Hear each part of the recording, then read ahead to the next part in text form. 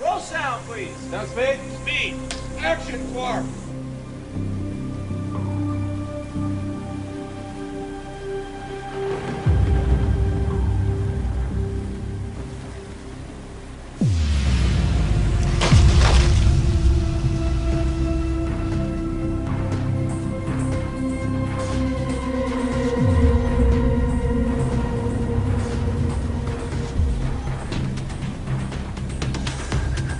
Holy shit, I'm done!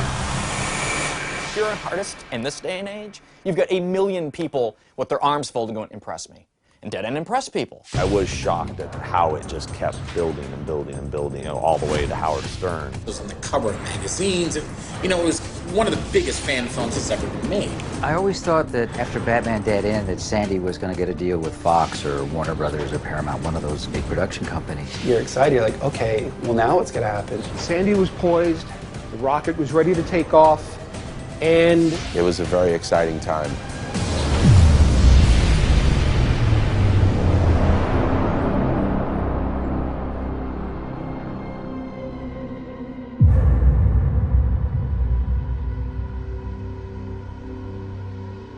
My love of art started with comic books. Those were the first things I remember reading. You know, he would always be sketching in his books. Comics and superheroes were just such a big part of, you know, the gestalt of the Calora family. I mean, we had, you know, superhero stuff everywhere. All his comic books, he had them all in a row. He had them all cataloged.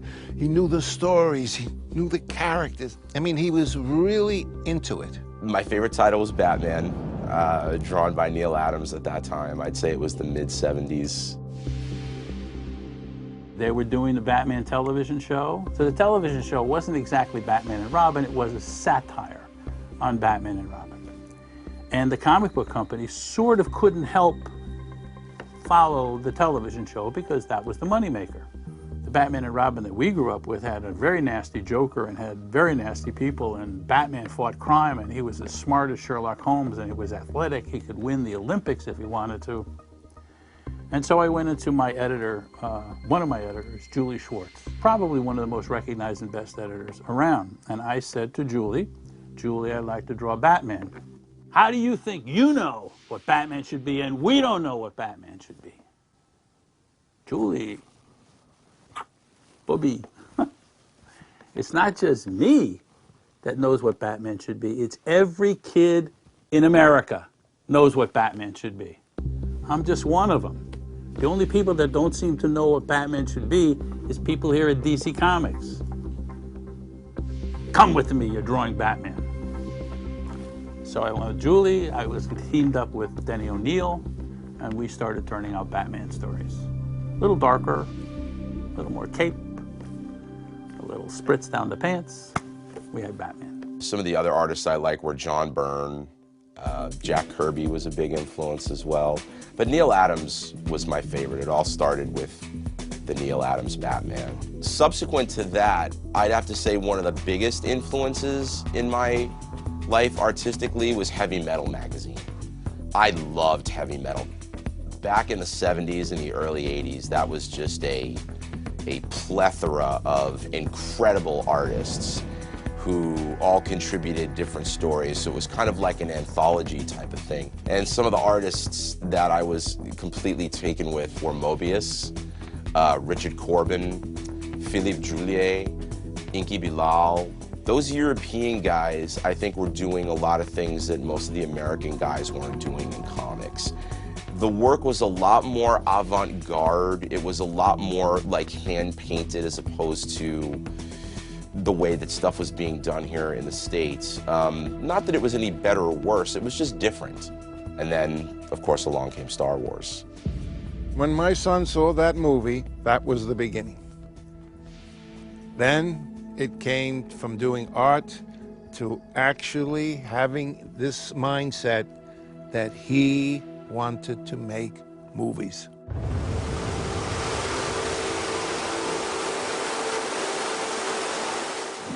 This is some of the most beautiful topography we have in the state. I mean, it's like a geologist's dream, archaeologist's dream. Look at this place. It's like Jurassic Park. See if we can get a T-Rex. The first films I gravitated to were definitely the Spielberg movies. That's what first lit the fire, was Steven Spielberg and George Lucas. And that's how he started to get into the creature design and making the sci-fi movies and this kind of thing. Because it's bigger than life. And who's bigger than life than Sandy? And I remember the big question for my parents was, is Sandy gonna pursue a life as an artist, as a creative individual, or is he gonna go into more like marine biology or oceanography? And it was a big discussion in my house at that time. I was very stressed out about it, and you know, my grandfather, he never said much, but he was a very perceptive guy, very smart guy. And he came up to me and he says, I tell you, the best thing anybody could be in the world is an artist, because they make the world beautiful.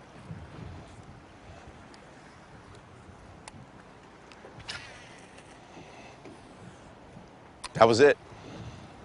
Moving to LA from New York was a huge culture shock.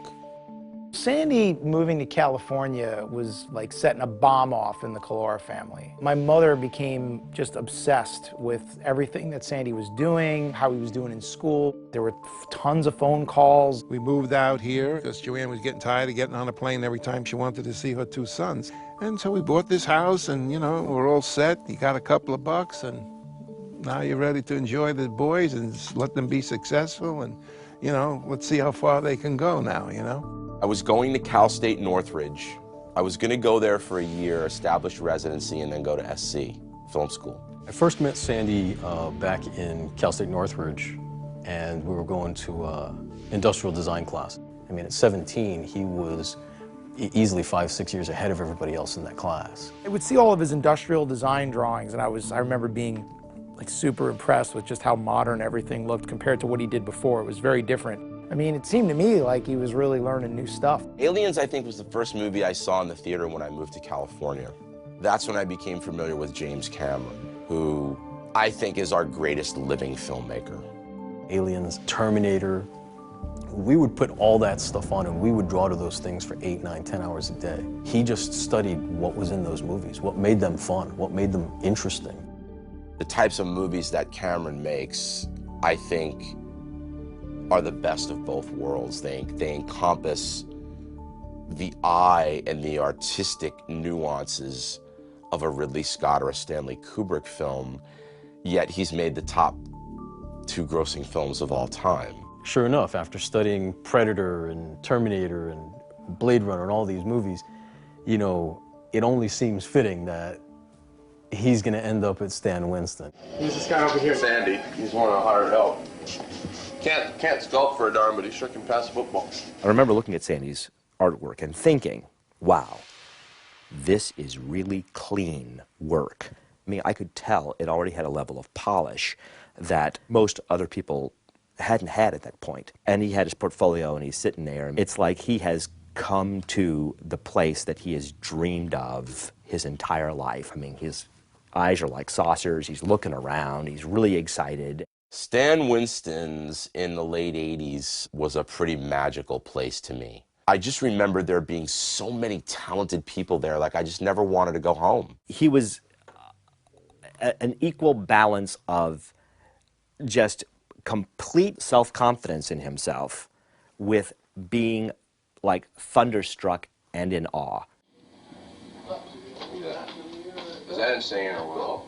I mean, are we magicians of special effects here, or? No, you're just trying to pay your way through college. I'm a magician of special effects. There you go. But the balance would do this, you know, sometimes the confidence would get a little much and sometimes the wonder would get a little much. I mean, he asked a million friggin' questions. They kind of glommed on to my enthusiasm about Cameron, and they loved telling me stories about him on Terminator and Aliens, about how he would storyboard sequences himself and operate the camera, and it just, I just became infatuated with that type of director and that type of filmmaking. Because, you know, Jim was not just a great filmmaker, Jim is also a really great illustrator and artist and conceptual artist himself. I remember seeing drawings up at Stan's studio that James Cameron had done for Terminator and for Aliens, and just, I couldn't take my eyes off them. There was like a pencil sketch of when Lance Henriksen was going to play the Terminator. There was a really cool pencil sketch of, you know, Lance's face gone, and there was, you know, the inner workings of the endoskeleton. And we'd say, hey, Sandy, we need you to have seen this, you know, seen this glove. And we'd come back, and the glove would be sitting there, and Sandy would be looking at a drawing. And before you could say anything, he'd turn to you and start asking questions. And you go, Sandy, Sandy, Sandy, focus, please. But I get it. It's just like movie magic in the back, you know, lot of their little studio. And Sandy's part of this world. And I'm thinking, my goodness, this is where Sandy's gonna be. He got in, and I don't think he's ever gonna let go. Getting the job at Stan Winston's changed everything. I just loved it there, and I wanted to spend more time there. And eventually, I wound up leaving school and working at Stan's full time. There were so many people there that were far more advanced than I was. And even at that young age, I knew that, like, that's where you want to be. You know, you want to be around people that are better than you, so you learn more. Now, mind you, for the record, I wasn't doing a whole hell of a lot of creative things there. Which we all did. I mean, we all started out at the bottom, you know, you're seeing things, you're casting things. And you could see in his eyes that he was very frustrated. I was making a lot of noise there about wanting to sculpt and paint and draw and do more of the creative stuff. Essentially, that's probably why he was eventually let go from Stan Winston. Getting let go from Stan Winston's was a bummer. Unfortunately, I mean, I was really young and I was very inexperienced in the ways of a creature shop works, that there's people there that are senior to you, that have been there longer, and there's kind of like a pecking order there, you know, and it just didn't work out. That whole experience at Stan Winston's was part of the foundation that taught Sandy how to proceed with his career. Obviously, Sandy was made for bigger things. I went and wound up at Landmark Entertainment, actually working for Gary Goddard and Tony Christopher, where I had the opportunity to design and sculpt. Sandy was not like the other Kaiser, you know, he was extremely loud, very opinionated, very strong-willed, and, you know, initially I thought pretty obnoxious, you know. And one of the other sculptors was showing me his portfolio, and there were pictures of RoboCop in there. I said, you know Henry Alvarez? Henry has always been nothing but just a humble, gracious, nice guy. You know, he's so talented. He's done some amazing, iconic work for the film industry, and just no ego about it whatsoever. I called Henry up, and it was a couple of months went by before I wore him down and just, yeah, okay, come to the studio, come. In the beginning, he had a lot of talent. He was an exceptional two-dimensional artist, wanted to be a sculptor. At first, I didn't think he really had what it took. I first met Sandy down at Henry Alvarez's shop. Sandy was very sure of himself, a little on the cocky side, but a really nice guy. You know, he and I hit it off instantly. After a little while, Henry took me under his wing and started to train me. He stayed with it. He became an exceptional sculptor. Henry Alvarez was one of a kind. He taught us how to read a photograph and the lights and the shadows and the forms and all that. His eye was just incredible. The word brilliant, in my opinion, is quite overused, especially in this industry, but Henry Alvarez was brilliant. He sculpted Darkness, RoboCop, all this great Rob Bottin stuff. He worked on The Thing. What I learned from that man is unparalleled. it simply cannot be measured. I mean, I'd watch that guy rough stuff out in an hour. You know, we're talking about fishing and we're talking about, he's just,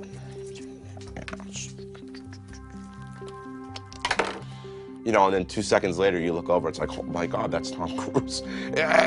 You know, I've never seen anybody do that before or since. It's magical, magical man. Henry was like a second dad to Sandy. I think that connection was so strong because he saw in me what others didn't have the foresight or the patience to see. He saw the human being that was hiding under the arrogance and the confidence and not a lot of people did that, especially when I was that young. Not only was he teaching Sandy the artistic side of things, he was also teaching Sandy how to be a better human being. Yeah, I miss the guy.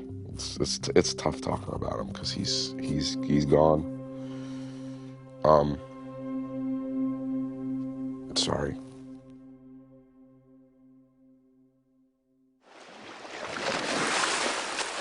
Look how beautiful she is. Look at her.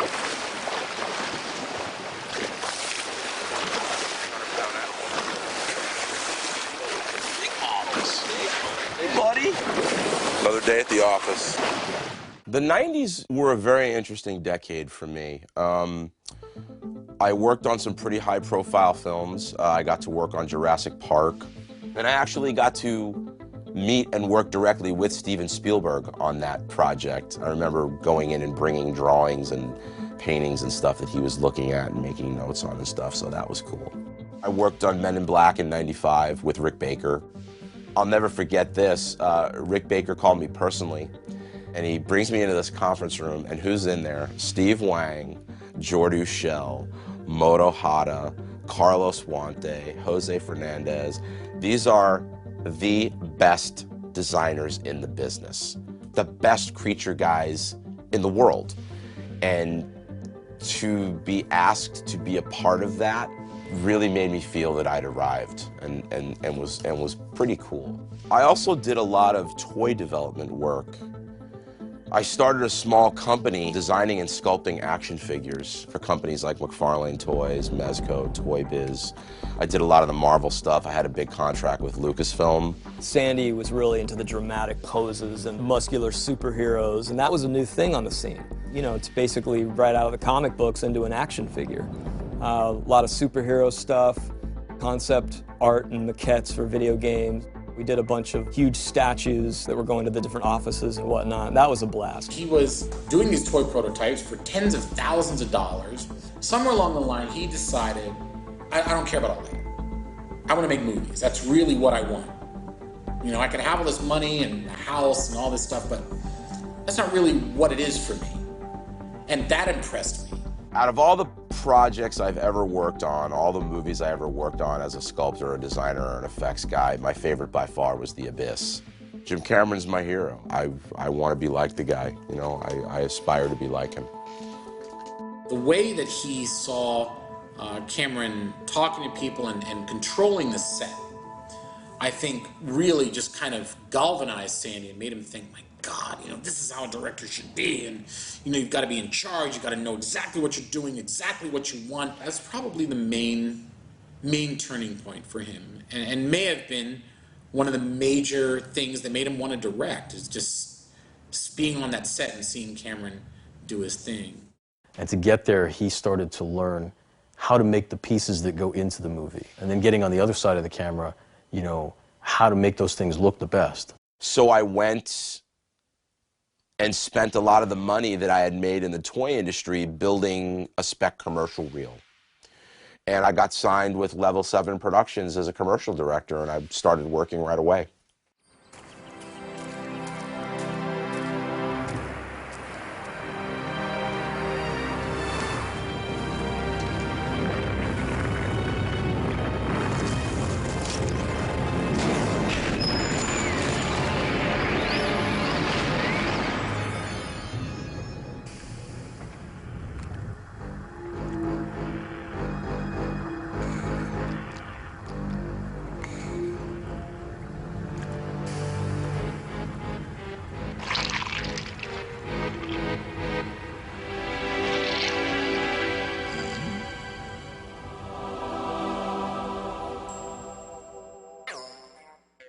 I had visited Sandy at L7, and he had shown me this incredible commercial he had made for like a Japanese sports drink or something. It was a soccer game underwater, and I was thinking, holy crap, how did he do this? You know, it was amazing. It's still an amazing commercial.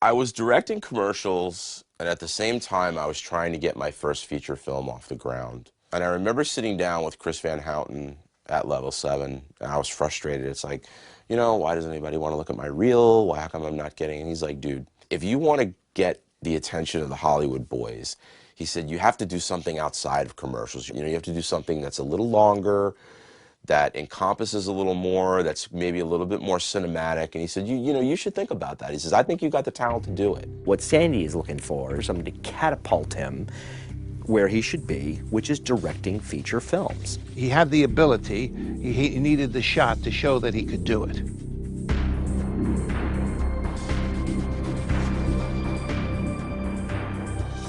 So I thought to myself, you know, I'd always wanted to see the Batman that I love, the Batman that I grew up with, you know, the Neal Adams Batman. I wanted to see that come to life on 35mm film. And I thought, while we're at it, why don't we incorporate some other things into this film? Instead of him fighting the Joker solely, let's have him fight the Predator.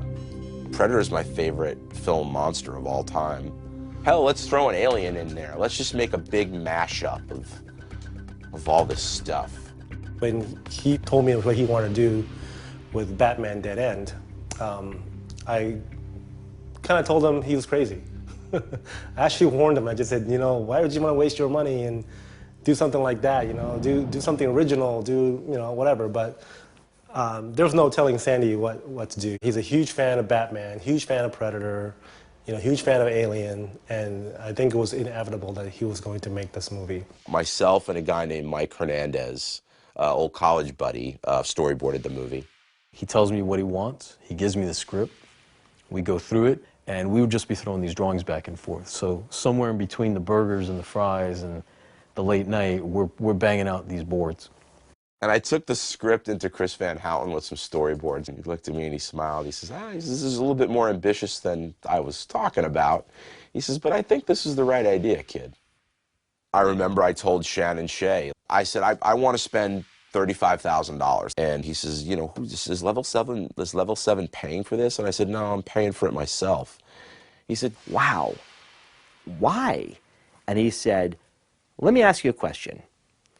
How much money would you invest in yourself if you knew it was going to lead you to a directing career? You know, some people invest in stocks, bonds, T-bills. Some people invest in real estate. I invest in myself because I know that's a worthwhile investment. My parents were a tougher nut to crack on Batman Dead End because, unfortunately, my mom was diagnosed with cancer. That also meant that my parents didn't have the time or the wherewithal to be as supportive of that as they had been my other things. And I knew that going into it, and I knew that was going to make it all that much more difficult. And thus it began. So the dumpster basically sits right in the middle. Simon Tams and Darren Hicks wanted to produce this movie for me. And I think their support of it early on was key. And they said that they knew some people that had worked on the previous Batman films that could really help out. Simon knew that I'd worked on some Warner Brothers Batman features, Batman Returns, Batman Forever. I worked on Batman and Robin, and knew I was a big Batman fan and thought that I'd be the guy to help Sandy realize this costume and make his vision come true. I met Sandy late 2001. He was doing a project called Archangel, where he needed a pair of angel wings, animatronic angel wings.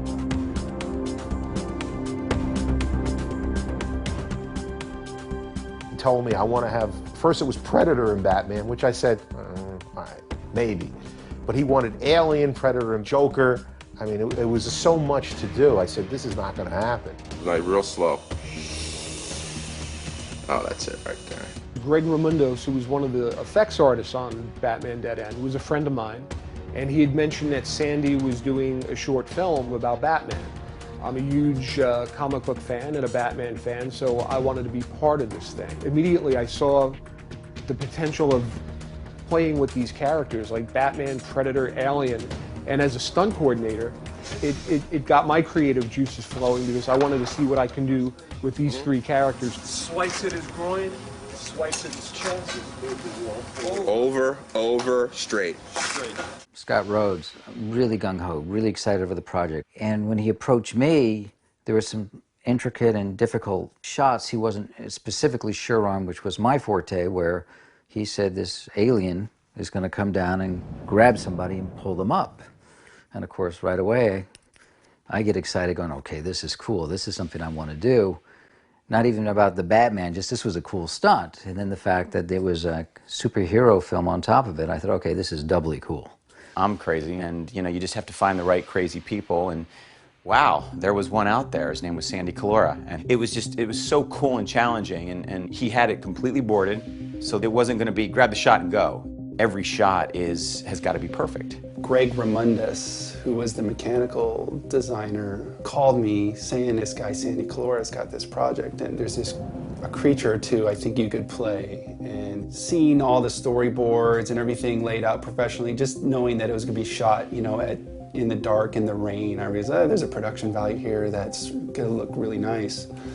I thought, well, okay, not only will I help play a Predator, let me help make Predators. Batman Dead End was a perfect storm of sorts. Nick Alvarez and myself were sculpting the Predator suit at Henry's shop. Nick and I had a ball sculpting that Predator suit. Man, that was fun. I was painting everything, making Predator helmets, making Predator dreads, all the weapons, all the mechanical stuff.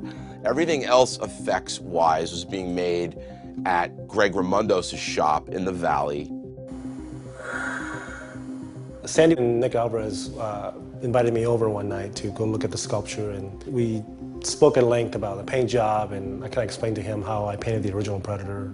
The paint job was based out with orange and flesh colors, and then the blacks and the browns and everything else was introduced into the paint job to bring it into what it was. Sandy was very meticulous about what he wanted this Predator to be. He really wanted these Predators to be accurate to what the movie versions were, and as well as creating his own Predators as well, since that whole world is so open to interpretation and introduction of new concepts and ideas. Every quill that I put in the Predator's head, every dot that I paint on that Predator's skin, I'm thinking, how's that gonna look on film? How's that gonna look when it's lit right, with the smoke and the rain? It's such a buildup. We were making a Batman movie. We were making Predator suits. It was like a dream come true. So I'm waking up at 5 o'clock in the morning to go to either Henry's or Greg's and work. 12, 15 hours. Okay, you're stalking me, turn. And then at 9 or 10 o'clock at night, I would drive all the way back to Orange County to Hoag Hospital to see my mom. By the time we rolled into pre-production on Batman Dead End, she was already going through chemo. It was a living nightmare for her and for the family. I lived for 6 months on 4 hours of sleep a night. And that's no lie, that's no joke. And it was fucking hard, dude. You didn't think, all that stuff was going through my head about my mom's dying and I'm making a fucking Batman movie? I mean, every day, but my mom was always there. No, go to work. As you're standing up, spread them. There you go. Not out like this, the shoulders. Okay. I knew to achieve this project, the biggest key to getting this to work was getting the right Batman. Clark Bartram was not my first choice to play Batman. Originally, Sylvester Stallone was supposed to play Batman in Batman Dead End. Yeah, that's cool. It's hot. My lawyer at the time, a wonderful woman by the name of Libra Keene, she says, well, you know, John, her husband, he plays golf with Sylvester Stallone. Why don't you go talk to him? And I remember looking, I mean, I'm a huge Rocky fan. Huge. Like Stallone, like grew up with that, right? She goes, bring up, you know, your sculptures and your artwork and stuff and talk to Sly. Here's his number. I went home that night. And I called, hello? I said, Mr. Stallone. He goes, no, you call me Sly. I said, okay, Sly. My name is Sandy Calora. I'm a friend of Libra Keene's, and I've got some projects. Oh, yeah, sure. Listen, you come up, you know, on Tuesday or whatever. Mind you, this is before Rocky Balboa, before John Rambo.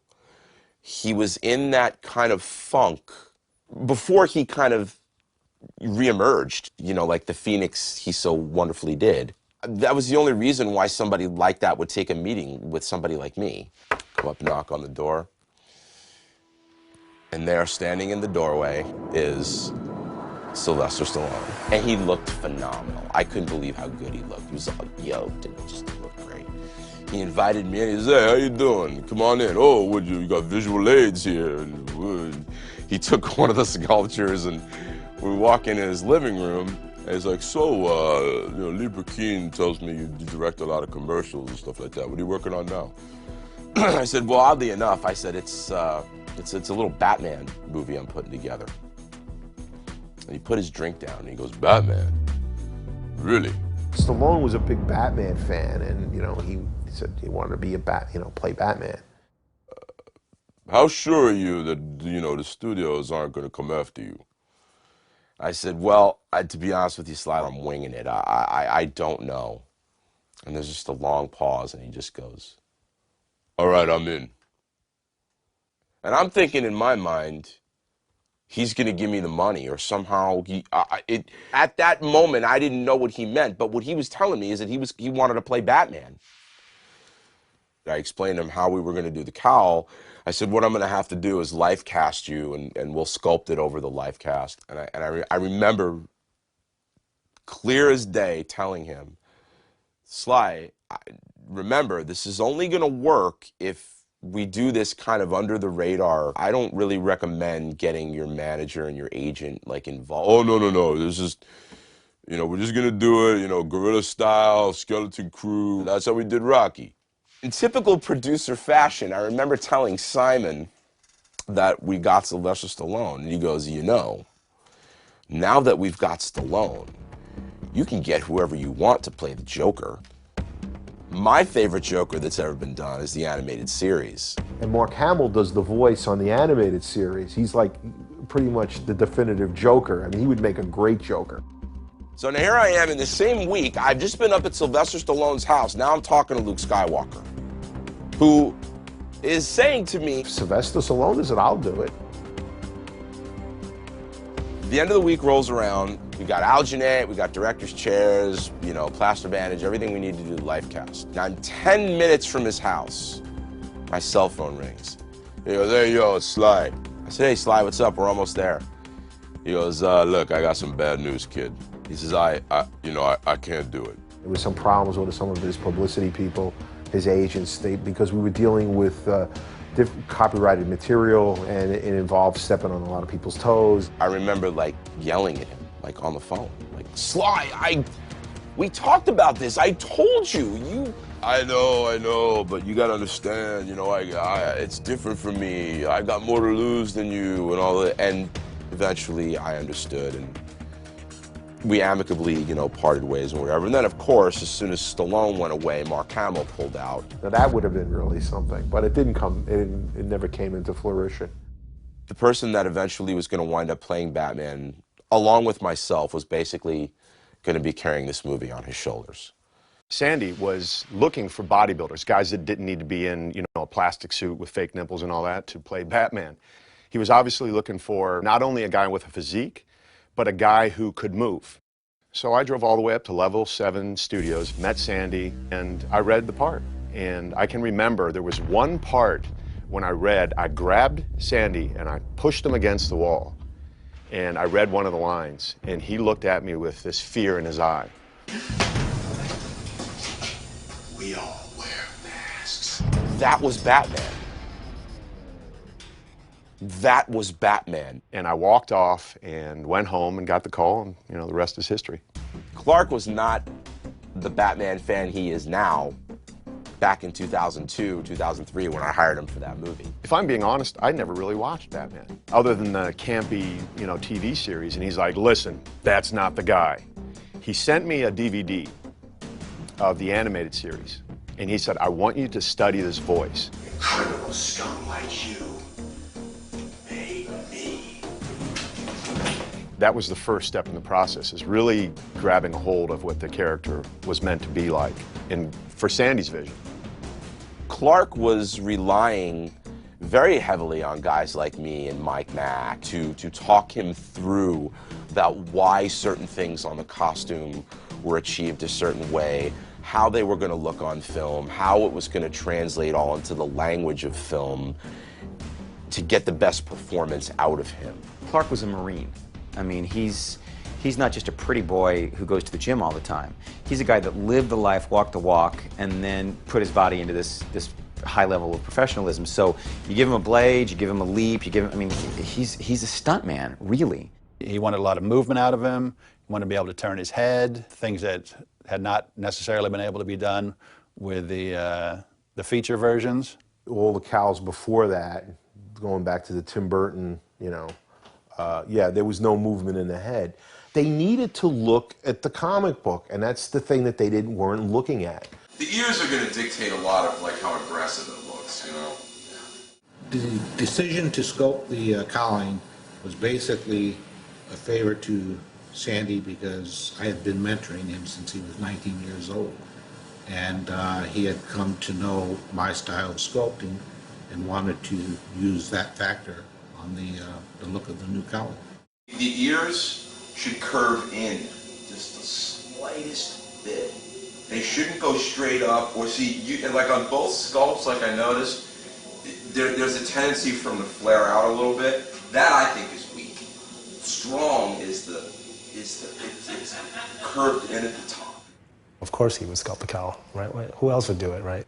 He did a beautiful job on that. It had a really cool look to it that I'd never seen before in a bat cowl. There was something really organic, but that felt like his face, but it was also a mask. So I thought that was a really cool, interesting approach. You know, I built up here to make his jaw a little bit stronger. And I'm thinking of playing in to make this thinner so you get the movement. Yeah, and also to create a shadow there so it even looks from the side, looks deeper. Yeah, stronger. The main thing that stood out to me was the look.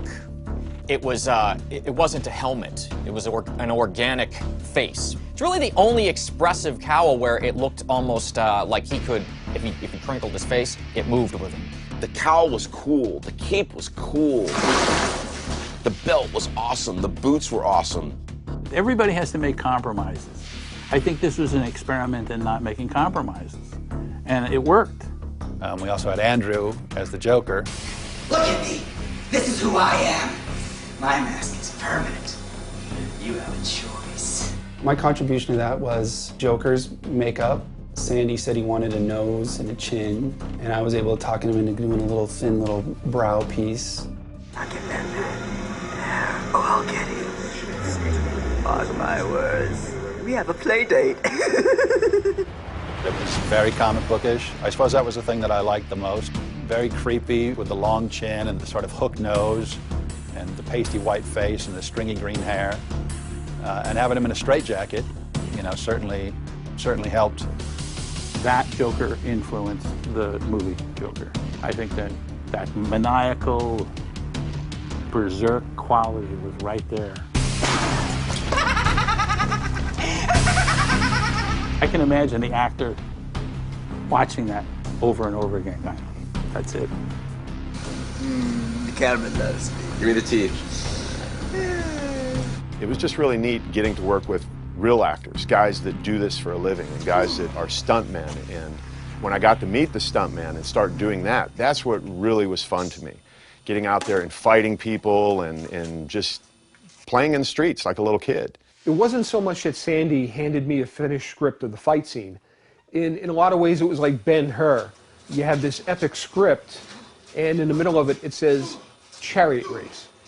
Now, that's 11 minutes of screen time and like months of somebody's life. And as the stunt coordinator, it was up to me to come up with the concept and make that happen for him. So what we did was we sat down over lunch, and we just brainstormed a bunch of ideas. What would you like to see in a Batman Predator fight? What would I like to see? I knew there was one thing that was going to cause a little bit of controversy, but I liked the idea of Batman versus Predator in an alley at night in the rain, very guttural, very visceral, and he pulls up a lead pipe and starts whacking Predator with it. I knew that was going to split the fans kind of down the middle. The irony of Bruce Wayne and Batman at the height of technology with everything this guy has at his disposal. When it strips it down, he's slammed into the wall. His first instinct is to pick up a lead pipe and start swinging it. The lowest tech thing you can have. And that's one of my favorite parts of what I brought to the fight. Stepping into the shoes of the Predator after Kevin Peter Hall, I knew that there was no way I was going to be able to half-ass this. To the production's credit, they had Clark and I so well rehearsed in that fight, we could have done it blind.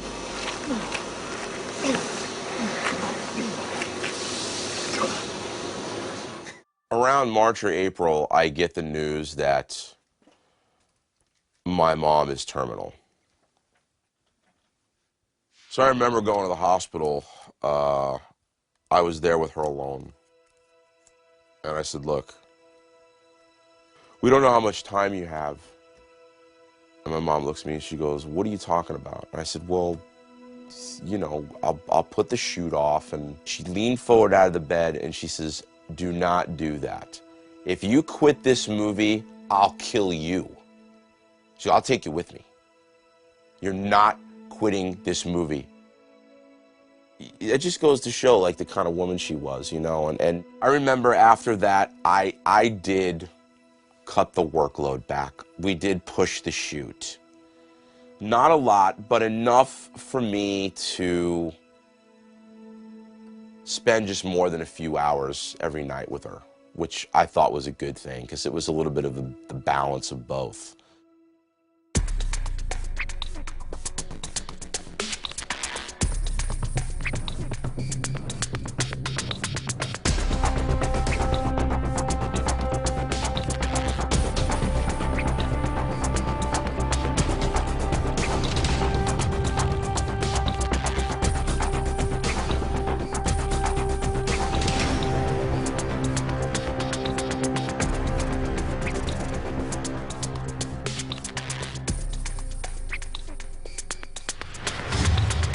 Might be able to get the Batman cape shot off of here instead of the condo, okay?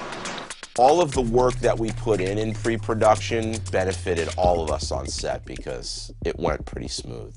The shoot was probably still, till this day, the best 4 days of my life. We get to the set and it's just like, wow, this is so cool. The set was phenomenal. I mean, the way they built this little alley was amazing to me. And I was in there practicing, and then I show up to shoot, and I see this thing transformed into like a movie set, and I'm like, oh man, this is real right now. I'm on the real deal. There were so many other layers that were impending in because you were really creating this world, and Sandy had done such a ridiculously cool job of just art directing his own stuff. So everywhere you looked was his visual. We got the E-fans going, and we got smoke rising, and you build not only the tone of the piece, you build the tone of the shoot. It was just exciting to see everybody dressed up as, you know, predators walking around in heads and pieces of armor, and there's all this activity with people doing, you know, script revision or, you know, talking about the scenes. You know, there's Henry Alvarez is there, and then Steve Wang showed up on the set, and everyone wants to see this type of thing kind of go off, and, you know, there's Sandy over there, and so I gotta pull this off. We started on what was it, Thursday night, and it was supposed to be a walkthrough, and it was a shoot-through. I remember Sandy saying, listen, dude, when you put that cowl on, you're not Clark Bartram anymore. You're Batman. You understand? And I'm like, yeah, I understand. So Mac is suiting me up. I'm thinking to myself, I have to transform myself into this character that I've learned about over the last few months. So Mac puts the cowl on me, I got up and I walked over and I just felt like I became Batman. I really did. And I'll never forget, and I don't think Sandy will either. I'll never forget this. The first day of shooting, out walks Clark in full costume for the first time. And I froze. And I just looked at him. He walked up to me to give me some direction. He's like, okay, here's what I need you to do. You know what's up first, right? We're gonna do this, we're gonna do that, whatever. And he just looked at me like this. He looked at me with that scared look again, like the day when I auditioned and I slammed him against the wall. And I just walked off. I didn't say a word. And I remember looking at Anita, his wife. And he said, what's wrong with Clark? She says, what happened? I said, I'm talking to him, and he just kind of didn't acknowledge me. He just walked off. And she said, that's not Clark. That's Batman. And I remember, I'm smiling now, just like I was then. It was like, yes, like he's there. So from that point for me, it was on. When he walked out in that outfit, that was just like the punctuation to, as an AD, everything coming together.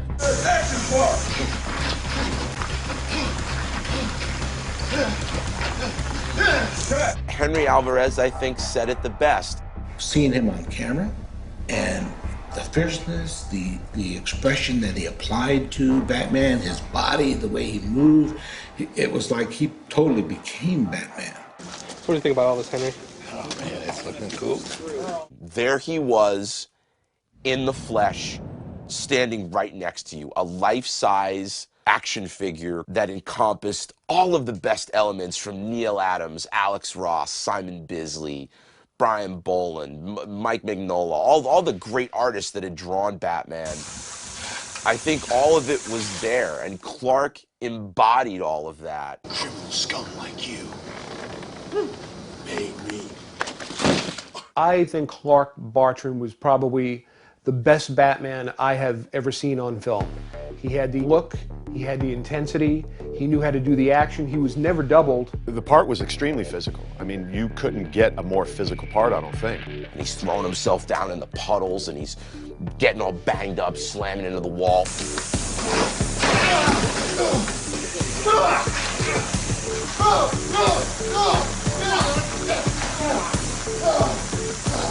That's what Batman should be, in my humble opinion. When I read the comics when I was a kid, I didn't know it at the time, but what I was seeing in my head was Clark Bartram. I wanted to fight him. I wanted to fight him. That's all. I saw that guy, he'd probably kill me, but I want to fight that guy. Tough guy. If that guy's got a bigger upper arm than I have, I respect that. People got the chills. Seeing, just in the shop, like him just walking by with the cape kind of flowing behind him, and just that gait, that swagger he had, you know, like that's Batman just walked by here. That is the Dark Knight. We had the same aspect when we were working on Superman back in 1970, and Chris Reeve walks on the set, and they wrap that cape under him, and it's Superman right out of the comic books, and that's amazing, and that's what Clark portrayed.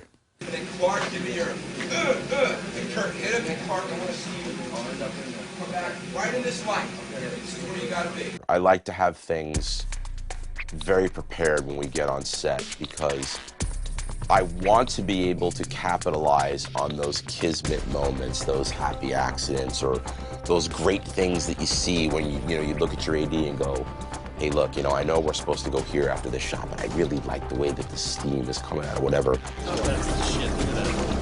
Yeah, you gotta come see this. You get caught up in the energy of someone who's so focused, and he's going to be going, ooh, I love the way that the Batman cape hit in the water. Everybody get in there, and I'm like, oh, this is cool. Oh, that is just sickening good. Yeah, Rocker. The famous or infamous shot of Batman leaping off the roof, hitting the ground and the puddle, slowly standing up with the cape slowly rising behind him, was like one of the most iconic shots in the entire short. I look at it like Bernie Wrightson's Batman, the Gothic Batman. Bernie always made the cape flare and bigger than it was, and that one shot was exactly like a Bernie Wrightson drawing, where it comes up and the cape is amazing. Like, thank God it's MOS, because everyone's just Oh my holy shit, I cut! People think it's an effect shot. They actually think that it's CG coming up. And that's just the juncture of preparation. I mean, it's the old luck thing. It's a juncture of, preparation and opportunity. Can you tell the camera what you think without taking your pants off? Let's put it this way. This shot will be in the film. I mean, that doesn't come from a filmmaker who doesn't understand cinematic shots. That comes from a person who really gets it.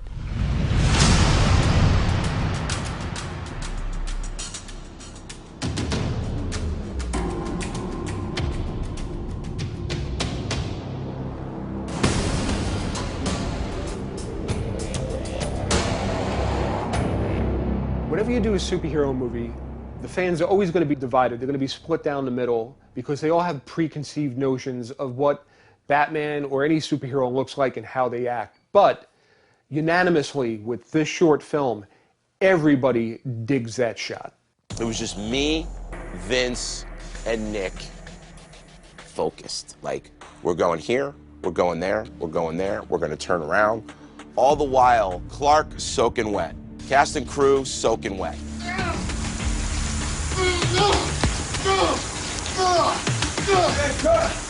It was all night shoots, and we shot all night. Action! It was always raining, and it was always raining.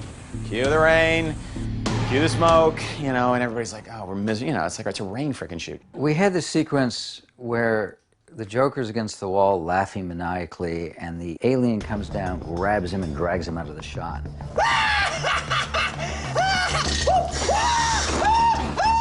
And this was cool because it hadn't been done before, and I used a ratchet that had a reversed ratchet that brought the one figure down, grabs the Joker, and pulls them both out of the same shot.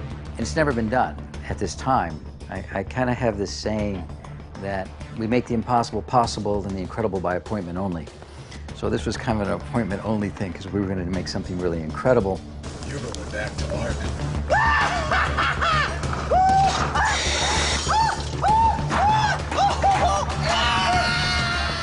A superhero movie has to be kind of handled with kid gloves. It has to have the right director. It can't be just a good director. It can't even just be a great director. It's got to be a director that knows the genre. And you have to be a comic book fan. If you're not, it's not going to come off. It's not going to work. When Sandy gets a take that he likes and you hear cut, you usually hear a cackle or a loud scream or some kind of like boisterous response. That's Sandy, and you know that he likes the take. Criminal skunk like you made me. Jesus Christ almighty! Director says action, and I walk up and I plant my feet and I bring up my fist and I look at it and I look at Batman and I punch. And then the director says, Kurt, that's the greatest thing you will ever do in your life. We're looking at playback just going like, oh my God, this is gonna work. This is going to work. I recall everybody just kicking ass. And that's the kind of shoot you come to LA to do. That's the kind of shoot you come to Hollywood to be a part of. Batman Dead End was that shoot. It was the Hollywood dream. We lived it. I think I caught a really bad cold too. Maybe bronchitis.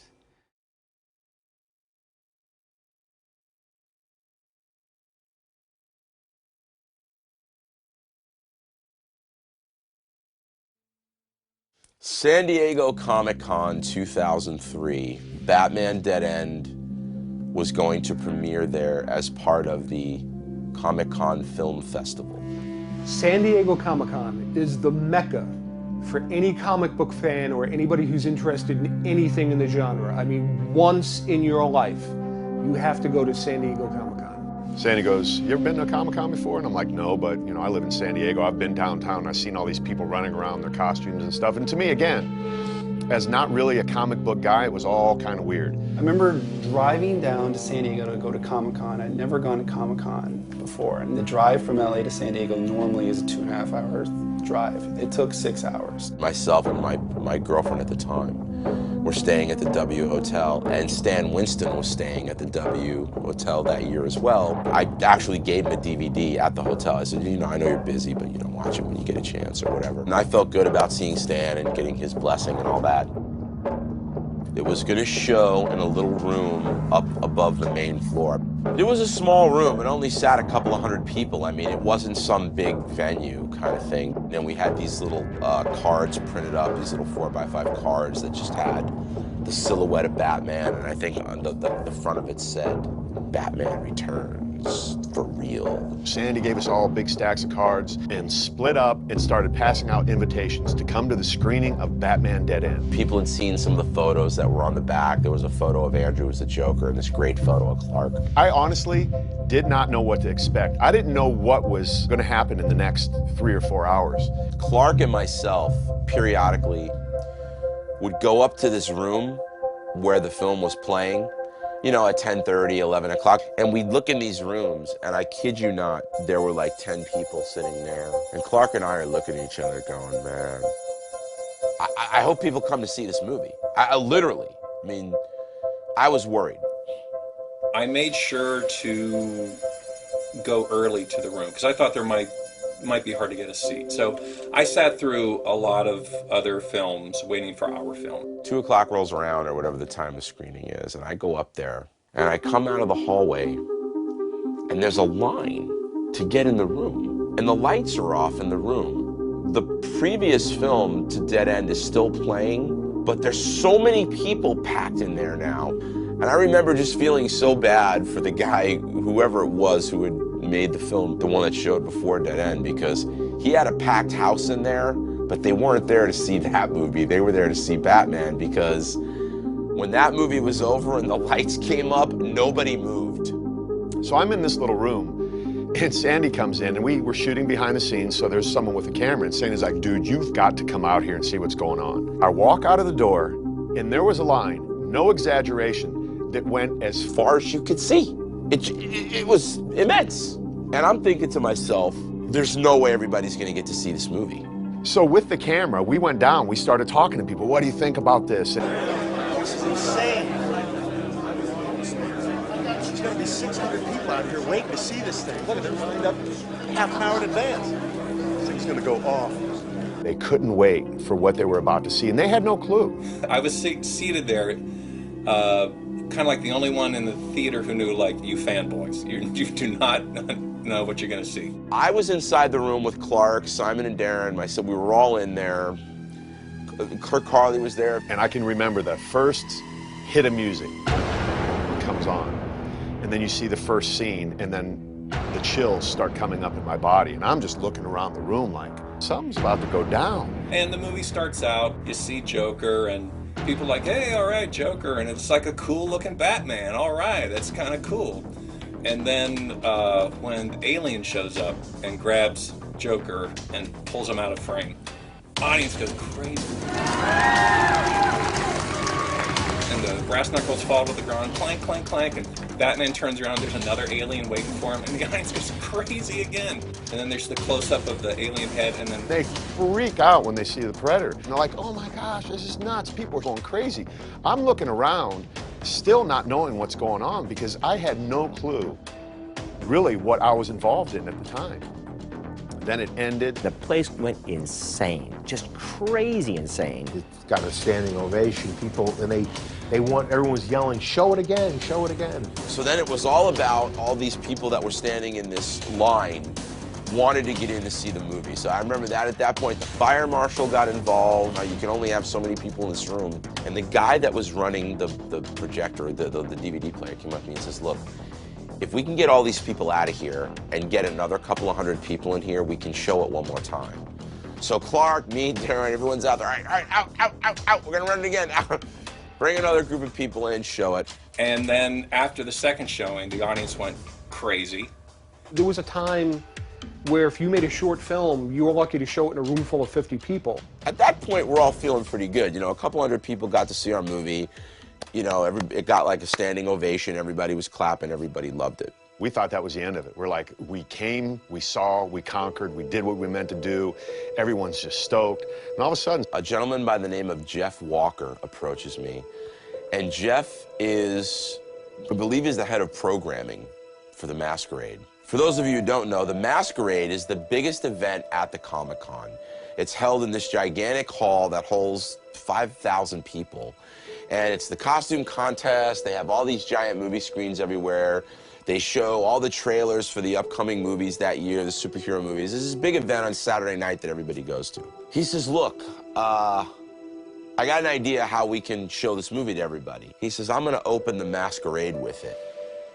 And we all looked at each other and was like, well, can you do that? He's like, well, yeah, I'm the director of programming. Just get me a DVD. I remember the line for the Masquerade Ball was at least 4,000, 5,000, 6,000 people deep. And I was with my buddy, and I was like, we're not getting in the back of this line. They're going to open the doors in 10 minutes.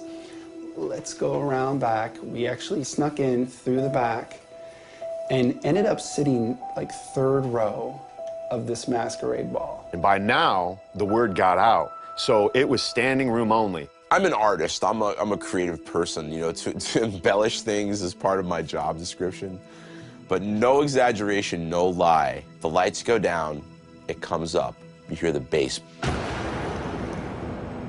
And I remember the crowd just screaming, exploding. And I remember looking at my friend and we're like, whoa, this is interesting. And how did all these people know about this? And then as soon as the first dialogue with Batman and Joker comes up, it's shh. It's like a hush, just quiet. It's over. Everybody's just riveted to the screen.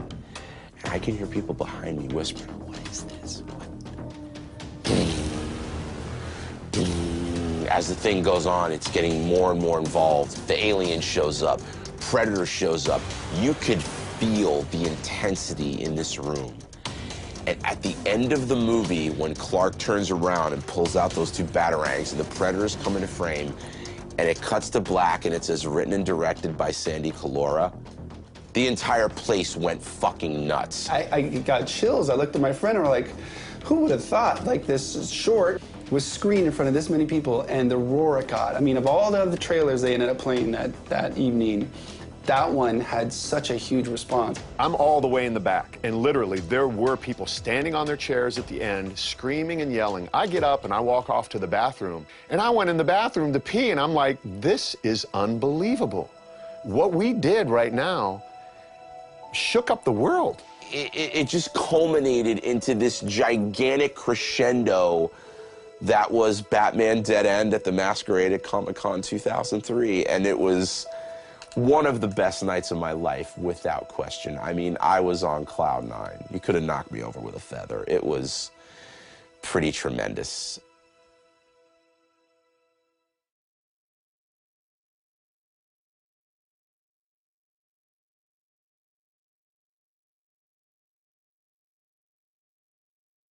You know you have a hit on your hands when you show your movie on a Saturday, and then on Sunday you go to the dealer's room and it's already for sale as a bootleg on dealers' tables. I guess that's the ultimate form of flattery there, is being bootlegged, you know, so you're legit at that point. All of the DVD guys would have a stack of Dead End, and they did something tricky. They would print a different cover, and I'm just like, is this different? And they're like, oh yeah, that's a different one. It's got like extended stuff, and I'm like, oh, I already have that one. They're like, no, this has got like 10 minutes of extra stuff. And I bought like a second one, and I'm like, man, that guy fucking lied. This is the same one. But it's good because I used to watch it on my computer. Like, I would just keep it, and then it got stuck in there. So it's good I have a spare. When it hit the internet, and people were saying they were going nuts, people were downloading like crazy. We were driving back to LA, and he was getting phone calls. Then Ain't It Cool News picked it up, and Harry Knowles and company were kind enough to do a blurb on us. If you're an artist in this day and age, you've got 1 million people with their arms folded going, impress me. And Dead End impressed people. And then that's all anybody talked about. I was shocked at how it just kept building and building and building, you know, all the way to Howard Stern. He got a tremendous amount of attention. People were drawing cartoons about him. Tons of write-ups. It was on the cover of magazines. You know, it was one of the biggest fan films that's ever been made. Kevin Smith was talking about it. This guy was writing it up. The New York Times was calling me. The LA Times was calling me. My head was spinning. It's the honeymoon, right? Everybody's all excited about it. It's the big buzz. I was jealous. I hated him. And he could have made it better if he just called me. When he made this film and it came out cool, a seed was planted in Hollywood to show, A, this can be done if you guys take the time to try to figure out how to do it right, and B, there's an audience for it. High-powered producers, directors, everybody wanted to see this magic little 8-minute film. And you're expecting the axe to fall, the other shoes to drop, and I think the studios were just like, my Lord, that's just good. I bet you they all went, what do we do? I always thought that after Batman Dead End that Sandy was going to get a deal with Fox or Warner Brothers or Paramount, one of those, you know, big production companies. Sandy put his money where his mouth was.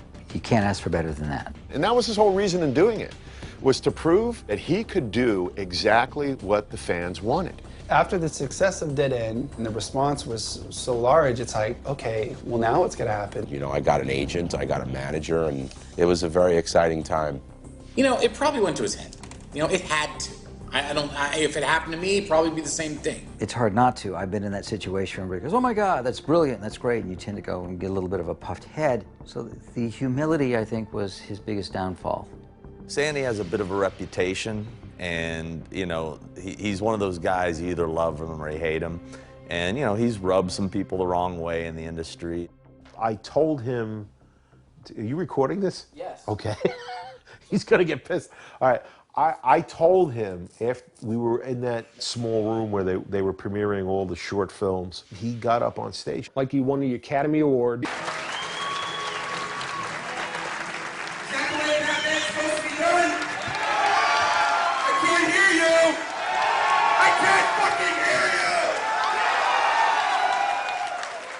The power, you know, the electricity, the moment, he got really egotistical.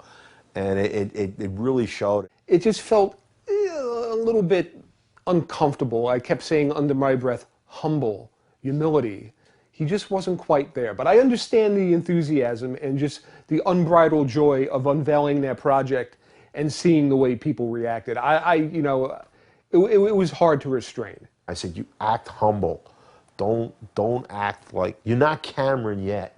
People tend to relate to somebody that seems more on their level, more one-to-one, more sharing than I'm greater than you, I'm bigger than you. But there was also that little part that said, wow, this is kind of like feeding into his ego. I hope it's not feeding into his ego in a very bad way.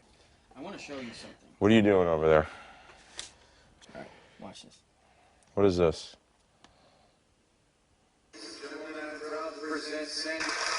Oh my God.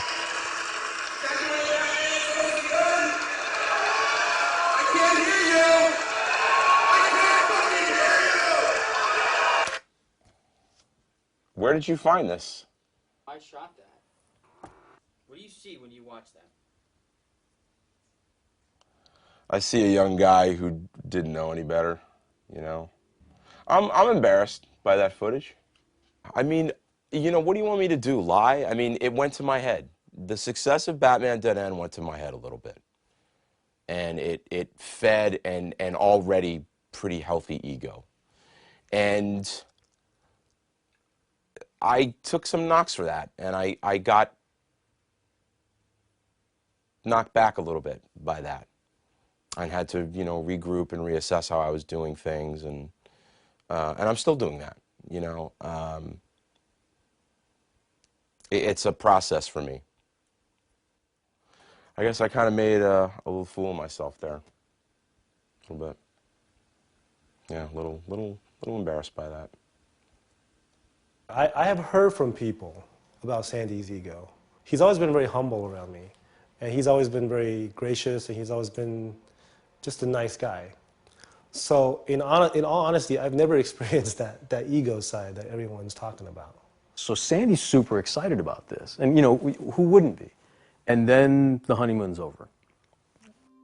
Batman Dead End premiered at San Diego Comic-Con. It was a Saturday.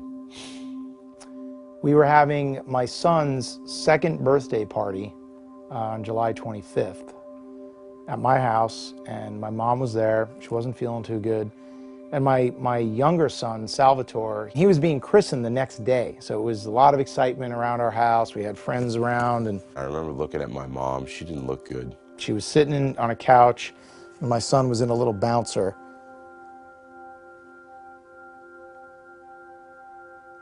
And she was just holding his hand.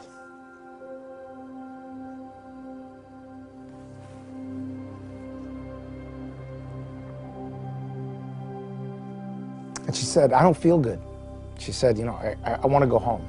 I remember saying to my dad, you know, why don't you just, you know, get her home and, you know, so she's more comfortable. And I get this call, the phone rings, and it's my dad. Who was at Long Beach Memorial Hospital, saying that my mom had passed away. She'd actually died on the freeway, in the car on the way home.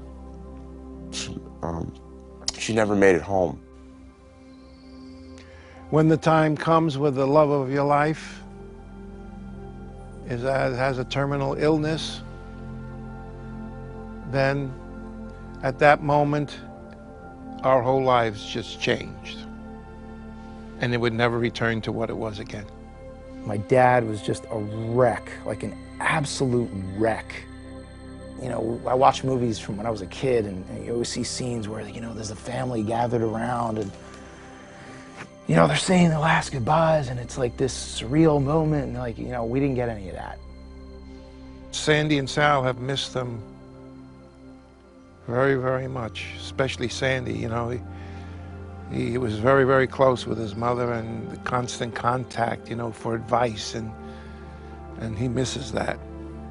It should be like the best time in the world, you'd think, and all of a sudden it's got this cloud hanging over it. It was pretty awful. I could tell, like, he just didn't, it was almost like he built this wall. I just don't think he wanted to expose that, because there was all this really good stuff going on at the time, and I think that he wanted to try to focus on that to take his mind off what was going on. And I just saw a different side of him that I don't think a lot of people have the chance to see. That is when I saw the real gentle side and the loving side of Sandy, and that's really what made me have a heart for the guy and really know that this is the kind of guy I wanted to be his friend. It was hard for me to stay focused on what was going on because now, you know, I had to deal with her death, the funeral arrangements, agents calling and managers calling and studios calling, and I'm burying my mother.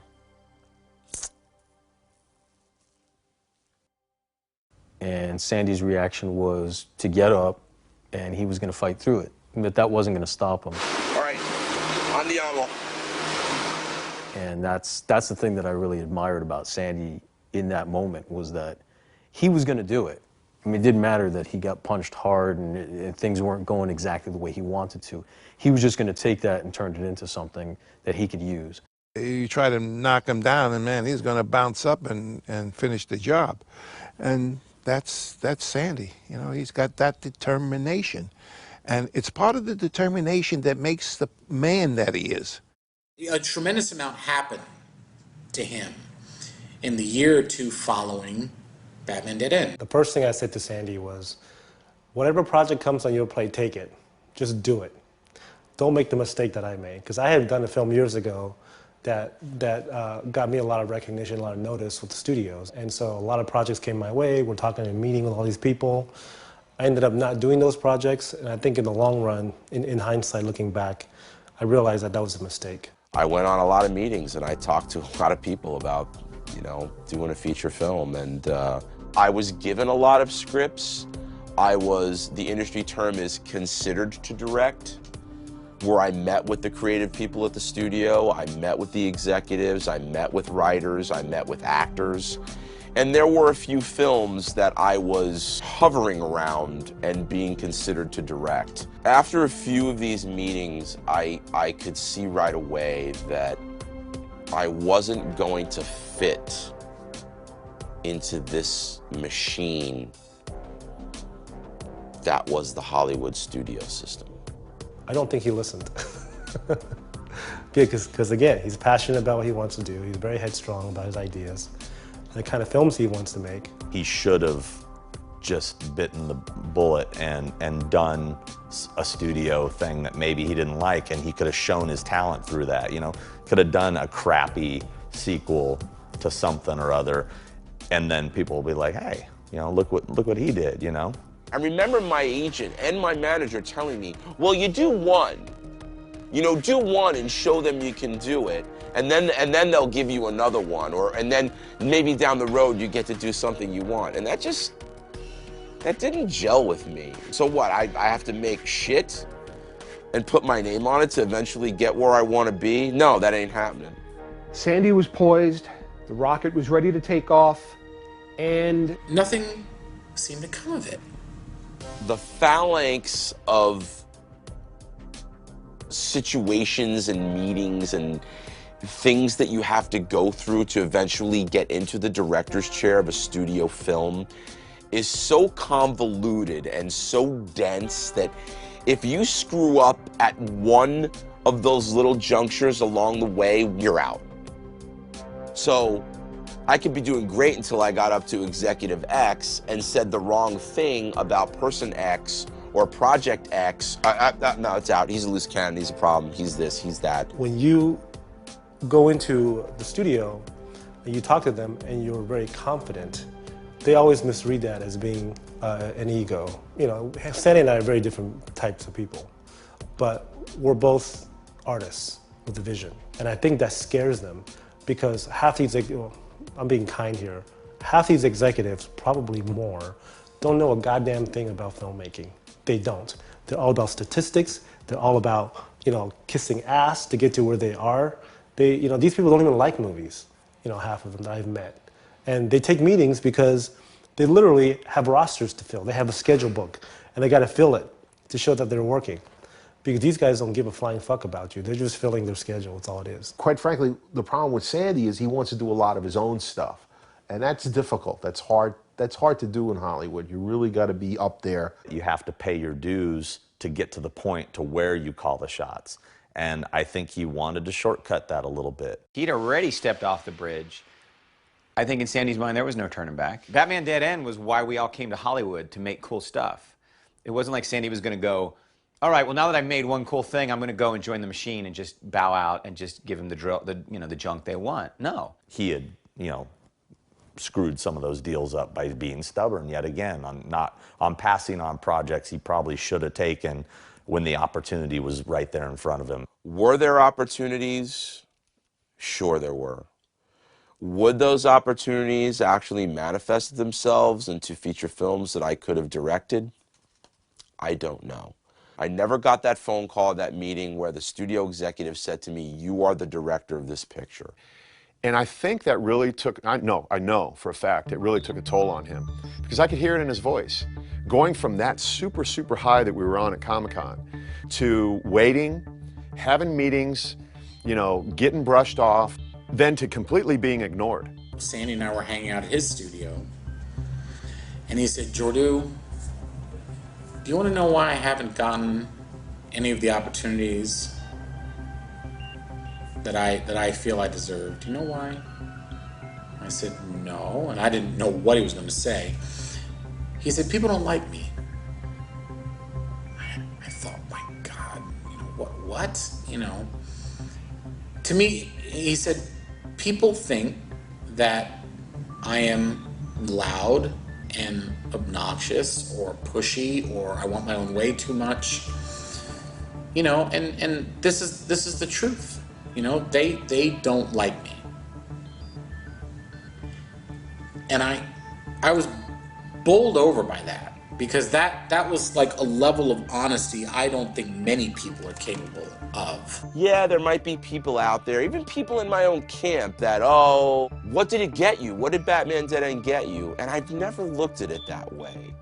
I've always looked at it in a way of, what did I learn on that movie that I'm gonna take onto the next movie and make it better?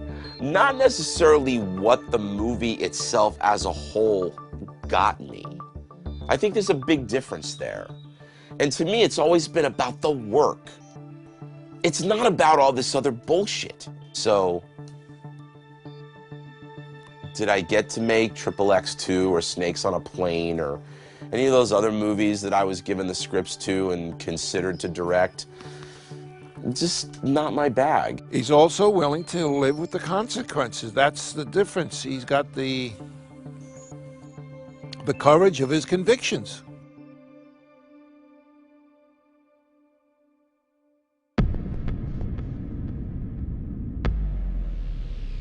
He has a lot of good ideas. He had a lot of good scripts, which he did some sculpture and artwork for. He started really working hard on his next big thing, and it turned out to be The Circle. The Circle is an alien gladiator movie.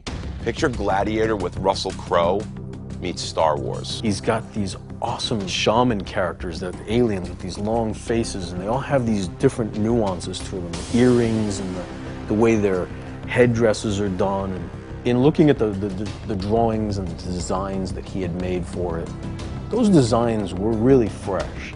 The story for The Circle was originally conceived by me.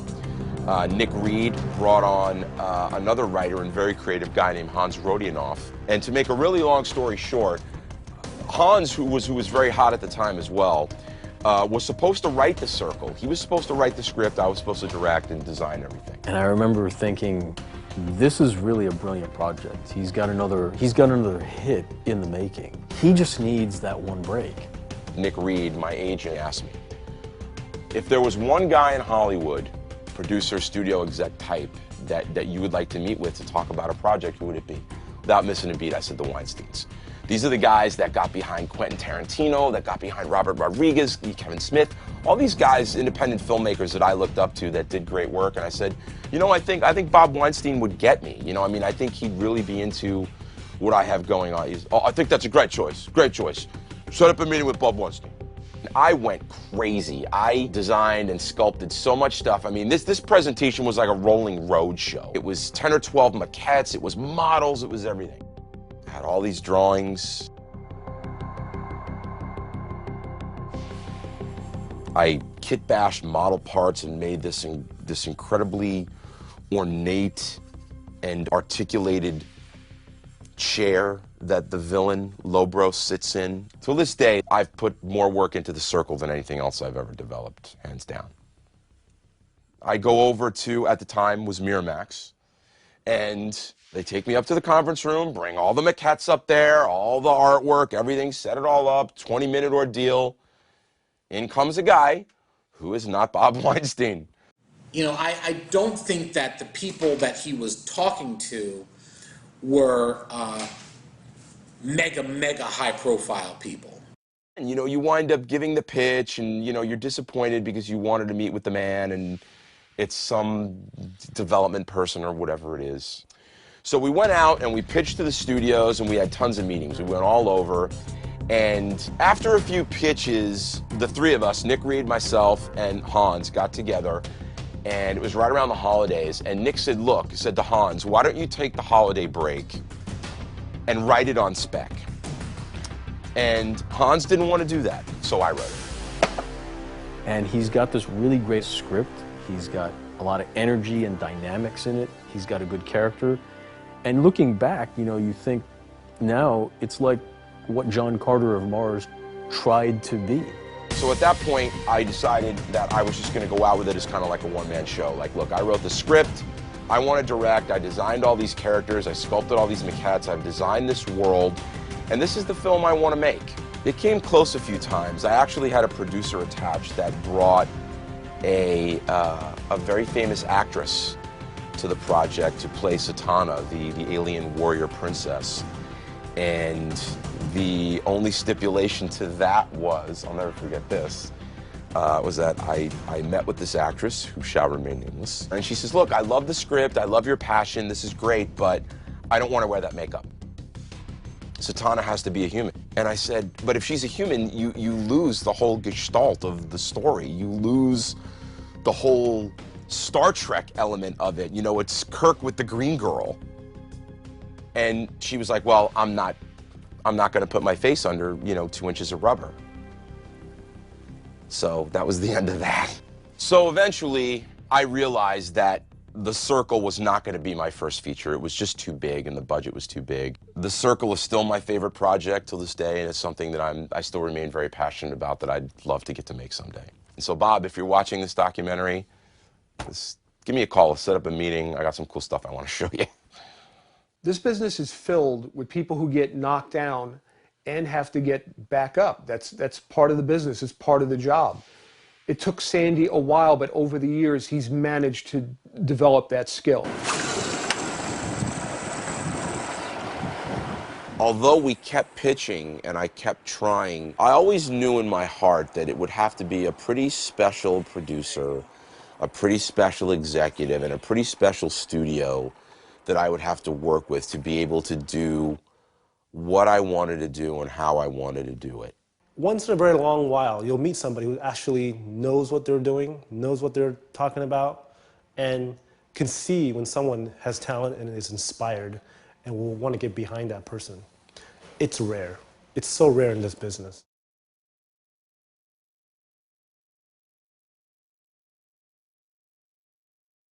I sat back and said to myself, you know, I wonder if I should just go make an independent movie. Why am I putting my future in the hands of these people?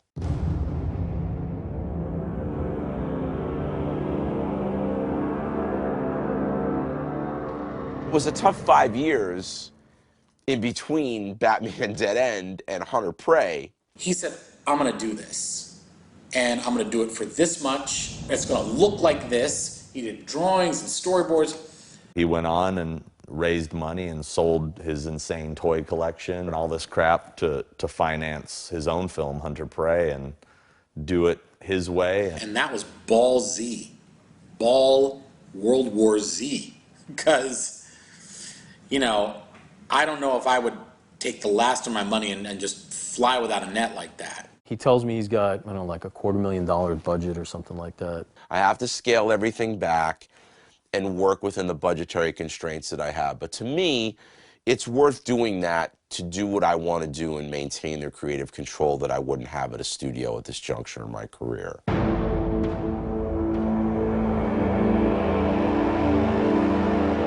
It's on an alien planet, and he, shot someplace. I know he shot in Mexico, and he could have driven out to the desert or Vasquez Rocks, or, he could have done the lazy way, but he didn't.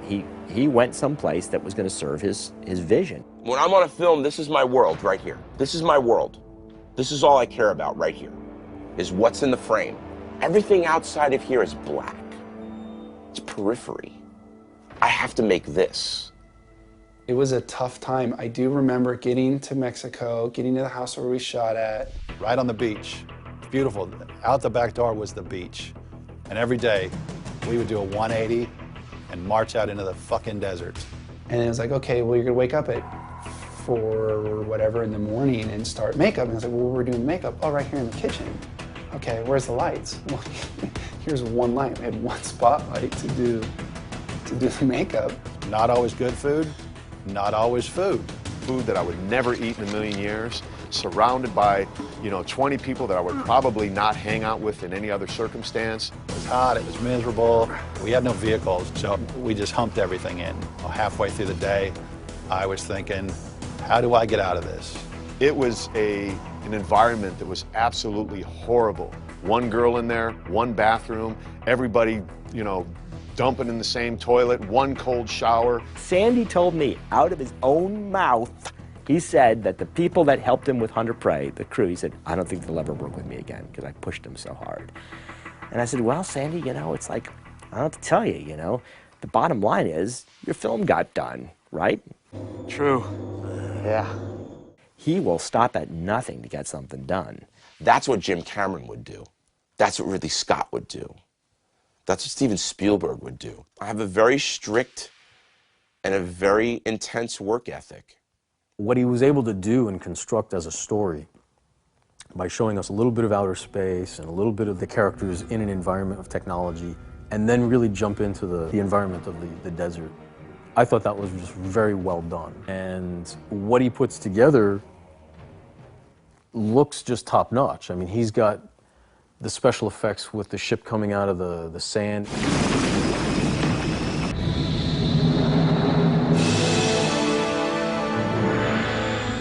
it's all movie magic, you know? It's like, you know, it's a dumpster with sand and two guys are pulling some plates apart, and you're like, oh my God, really? That's how you do that, you know? I just didn't understand how he managed to get this done, especially for the budget and for the spectacle of it. I think the story is a good sci-fi story. It just harkens back to good old-fashioned science fiction. But at the same time, you know, I felt like it was lacking something. It didn't have a movie star connected to it. Clark is great in that film, but is the voice of Erin Gray. That's your star. Had one of these helmets come off and it had been John Malkovich, or, you know, the film would have been all over the place, you know, it would have been huge. And that's the only reason. You know, another thing you don't hear a lot of people talk about is how well Hunter Prey's done internationally.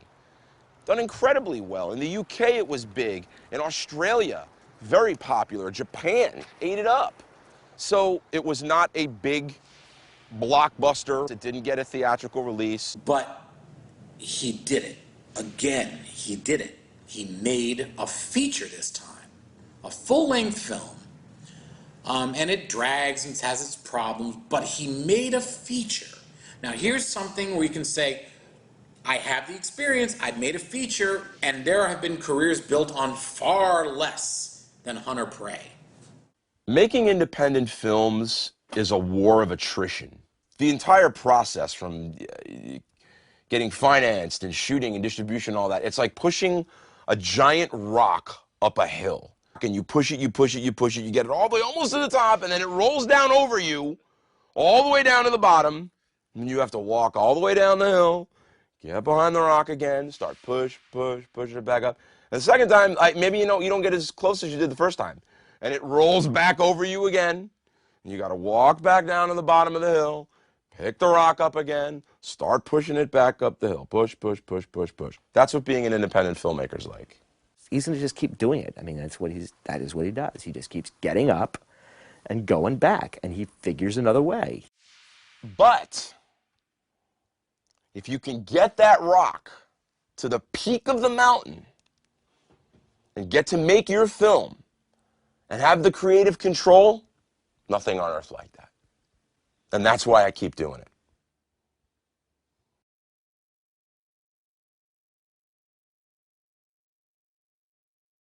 The best thing to ever come out of Batman Dead End for me, personally, is I'll never forget a buddy of mine's at a toy store and he goes, hey, there's a toy and it's you as the Red Predator from Batman Dead End. And I was, get out of here. He bought it, he brought it to me. There's the toy, 7 inches of Big Red, and that was the character I played. Randy Falk at NECA Toys asked me if I would be interested in doing a toy of Big Red. Initially, we decided to do Big Red really just for ourselves, because we figured out there's no way we're going to be able to make this as a consumer product because of it being fan film and not sanctioned or licensed and everything like that. And it turned out really cool. And then we just kept looking at it saying, man, fans would love this. And the more I looked at it, the more excited I got about the idea that at that point I had been working with Fox. I sort of approached the topic with them to see what the reaction would be and how they felt legally about covering something that's sort of in that gray area. I got him on the phone and I said, what's this all about? And he says, well, we'd like to know how you feel about us making an action figure of Big Red. I said, I feel great about it, but the problem is you got to go to Fox. I mean, it's up to them. And he goes, well, we already went to them and they said that we had to go to you. Legally, not required to do that on our side or Fox's side, but I think everyone has respect for what Sandy created, and I think initially he was stunned. I was really surprised by the whole thing. I was really taken back. And then said, yeah, that's great, but I'd like to sculpt it, I think was his response, and I was like, well, we kind of already did it. Less than a year later, it's the proof in the pudding right there. That is a quarter scale, 18-inch articulated, fully licensed action figure of the Big Red Predator from Batman Dead End. For me, that's the pinnacle of the success of Batman Dead End. Something as simple as a short that's well made, having that much value 10 years later that someone's even going to bother making a toy.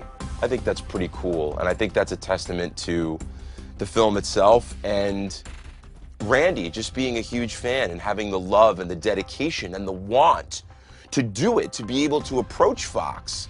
I mean, I think that took a lot of chutzpah on his part, and you know, it was very cool of him to do that. And I think what NECA came up with in the end is a really, really incredible, super accurate representation of that character, and I could not be more thrilled with it.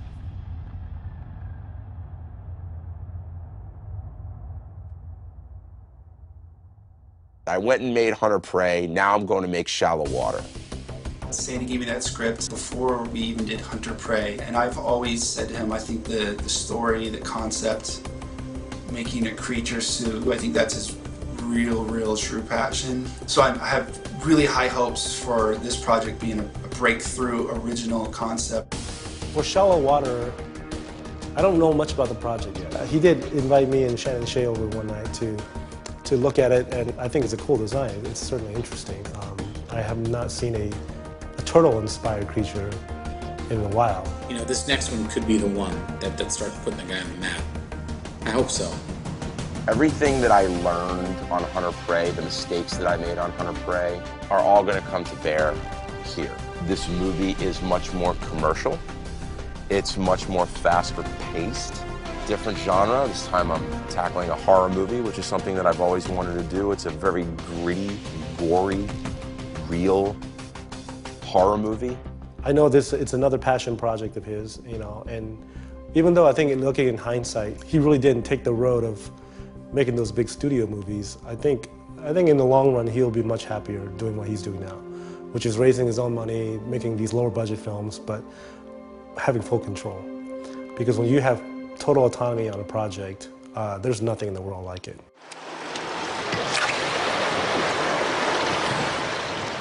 You know, this is me. You know, this is me. I'm a pretty happy dude. I mean, you know, I follow both my passions in life vigorously. I mean, I fish and dive a lot, and I write a lot, I draw a lot, I sculpt a lot.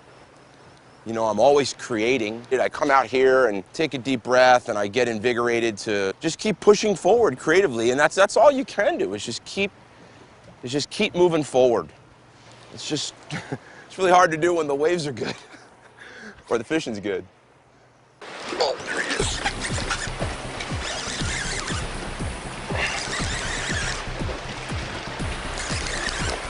That's a better fish. Oh yeah, that's a good one. That was more.